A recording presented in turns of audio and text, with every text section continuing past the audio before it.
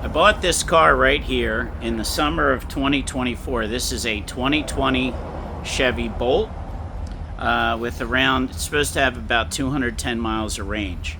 So a couple weeks after I bought it, it wasn't fully charging. It was only charging to like 150 miles. And then the air conditioning stopped working. So this is a 4-year-old Chevy Bolt, had 31,000 miles. I took it to the dealer, and the dealer said, we're going to have to change out the battery. Now, it just so happens that my other vehicle is a old V6 Acura, so I had another car. So it turns out that this car that I bought for $14,500, Chevy put in a new battery that cost $16,000, but they didn't charge me. The only downside was I couldn't use my car for 2 weeks. So here's the thing though.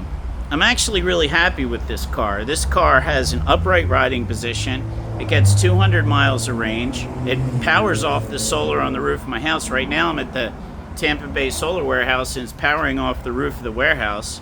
So it fuels for free. It doesn't require oil changes. And it's like a perfect little commuter car.